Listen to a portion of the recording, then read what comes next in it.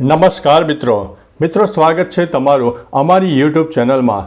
હું છું પિનલગીરી ગોસ્વામી।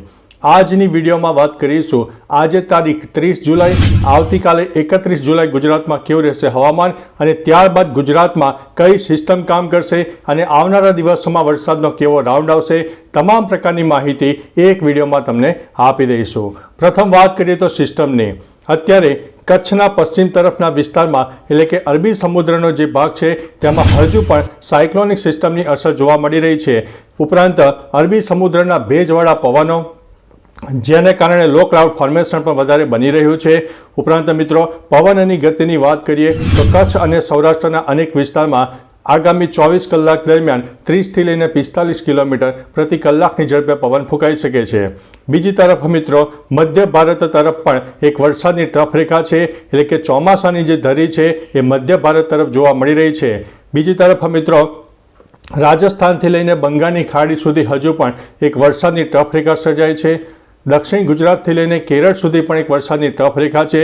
આ તમામ સિસ્ટમોના કારણે ગુજરાતમાં એક સાર્વત્રિક વરસાદનો માહોલ સર્જાશે। હજુ પણ આગામી 24થી 72 કલાક વરસાદનું પ્રમાણ જોવા મળશે, ત્યારબાદ વરસાદની તીવ્રતામાં નોંધપાત્ર ઘટાડો થશે। મિત્રો અત્યારે સાર્વત્રિક વરસાદનો માહોલ ચોક્કસથી સર્જાશે, પરંતુ સાર્વત્રિક વરસાદ નહીં હોય જે જગ્યા લો ક્લાઉડ ફોર્મેશન વધારે સર્જાય છે, ભેજનું પ્રમાણ વધારે સર્જાય છે, તે વિસ્તારોમાં 4થી લઈને 5 ઇંચ સુધીના વરસાદ થઈ શકે છે। હવે મિત્રો આજે તારીખ 30 જુલાઈ છે તો આજે 1 નંબર ઉપર કચ્છને ગણીને ચાલીએ છીએ। કચ્છના અનેક ભાગોમાં 1 ઇંચથી લઈને 5 ઇંચ સુધીના વરસાદ થઈ શકે છે। મહત્વના વિસ્તારોની વાત કરીએ તો રાપર હોય, ભચાઉ હોય, ગાંધીધામ, અંજાર, મુન્દ્રા, માંડવી, અબડાસા, લખપત, નખત્રાણા ઉપરાંત ખાવડા સહિત અનેક વિસ્તારમાં આજે સારામાં સારો વરસાદ થાય તેવી શક્યતા છે, કારણ કે આ જે સિસ્ટમ છે ખસતી હવે કચ્છ બાજુ જઈ રહી છે। ઉપરાંત મિત્રો ઉત્તર ગુજરાતમાં પણ છૂટોછવાયો અને ધીમી ધારે વરસાદ ચાલુ રહેશે, જેમાં બનાસકાંઠા, સાબરકાંઠા, મહેસાણા, પાટણ ઉપરાંત અરવલ્લીના પણ અનેક ભાગોમાં છૂટોછવાયો વરસાદ તો ક્યાંક ધીમી ધારે વરસાદ પણ થઈ શકે છે। બીજી તરફ મિત્રો મધ્ય ગુજરાતની વાત કરીએ તો આણંદ હોય, અમદાવાદ હોય, ગાંધીનગર, મહીસાગર, દાહોદ, પંચમહાલ, છોટાઉદેપુર, નર્મદા, વડોદરા, ભરૂચના પણ અનેક વિસ્તારમાં છૂટોછવાયો વરસાદ થાય, ધીમી ધારે અને ટૂંકા ગાળાના વરસાદ પણ થઈ શકે છે। દક્ષિણ ગુજરાતમાં થોડું વરસાદનું પ્રમાણ ઘટે તેવી શક્યતા છે, જેમાં સુરત, તાપી, ડાંગ, નવસારી અને વલસાડમાં છૂટોછવાયો વરસાદ થઈ શકે છે। ભારે વરસાદની શક્યતા દક્ષિણ ગુજરાત માટે થોડી ઓછી છે।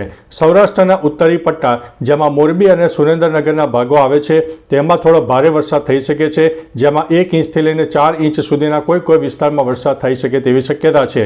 જામનગર, રાજકોટ, બોટાદ, અમરેલી, ભાવનગર, જૂનાગઢ, ગીર સોમનાથ અને દેવભૂમિ દ્વારકાના અનેક વિસ્તારોમાં વાદળછાયું વાતાવરણ જોવા મળશે, પરંતુ સાર્વત્રિક વરસાદ નહીં હોય। વરસાદની તીવ્રતામાં થોડો ઘટાડો થશે એટલે છૂટોછવાયો વરસાદ થઈ શકે છે।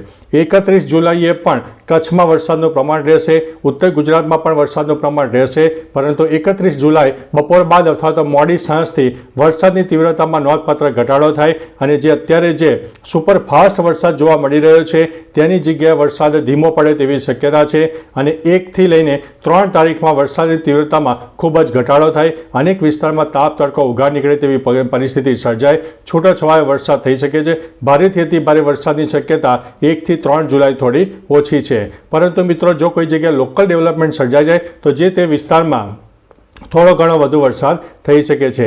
પરંતુ મિત્રો આનંદના સમાચાર છે કે આગામી 72 કલાક ગુજરાતમાં વરસાદનું પ્રમાણ થોડું વધારે રહેશે, ત્યારબાદ થોડો વરસાદ નબળો પડશે, પરંતુ તારીખ 4 તારીખથી ફરીથી એક વરસાદની સિસ્ટમ સર્જાશે જે ગુજરાતમાં સાર્વત્રિક વરસાદના એંધાણ લઈને આવી રહી છે, એટલે કે લો ક્લાઉડ ફોર્મેશન વધારે સર્જાશે અને 4થી લઈને 10 તારીખનું જે સેશન છે તેમાં ગુજરાતના અંદાજિત 50થી લઈને 60% વિસ્તારોમાં સારામાં સારો વરસાદ આગામી રાઉન્ડ આપી શકે તેવી શક્યતા છે। હવે મિત્રો ગુજરાતમાં એવરેજ વરસાદના પ્રમાણની વાત કરીએ તો સમગ્ર ગુજરાતનો જે વરસાદ છે એ અત્યારે 55%ની આસપાસ નોંધાઈ ગયો છે, જે એક આનંદના સમાચાર છે। ફક્ત 1.5 મહિનામાં આપણને 55% જેટલો વરસાદ મળી ચૂક્યો છે। મિત્રો આપણે અગાઉ પણ માહિતી આપી હતી કે અત્યારે જે વરસાદનો રાઉન્ડ ચાલી રહ્યો છે તે વરસાદના રાઉન્ડમાં 30% જે વરસાદ હતો તેની જગ્યાએ 50 થી 55% વરસાદ જોવા મળશે. તો તે પ્રમાણે આ રાઉન્ડમાં 50 થી 55% જેટલો વરસાદ પણ આપણને જોવા મળી રહ્યો છે. મિત્રો, આ એક એવરેજ વરસાદ છે, જે ગુજરાતનો વરસાદ છે, કોઈ જિલ્લા તાલુકાનો વરસાદ નથી. આ સમગ્ર ગુજરાતનો એવરેજ વરસાદ કહી શકાય છે. તો મિત્રો, તમારા વિસ્તારમાં વરસાદનું પ્રમાણ કેટલું છે, કેટલો વરસાદ પડ્યો છે, હજુ પણ વરસાદ પડે છે કે કેમ, અને વરસાદ નથી પડ્યો તો પણ વિસ્તારો જણાવજો, જેથી આપણી ચેનલ કોઈ સરકારી અધિકારી જોતા હોય તો તેમને પણ ખ્યાલ આવે કે આ વિસ્તારોમાં એક તબાહીનો વરસાદ છે અથવા તો બિલકુલ વરસાદ નથી. તમામે તમામ પ્રકારની માહિતી નીચે કમેન્ટમાં આપજો, જેથી ગુજરાતની જનતા જાણી શકે. તો ચાલો મિત્રો, ફરીથી હવામાનની લેટેસ્ટ માહિતી લઈને મળતા રહીશું. ત્યાં સુધી અમને રજા આપશો. નમસ્તે.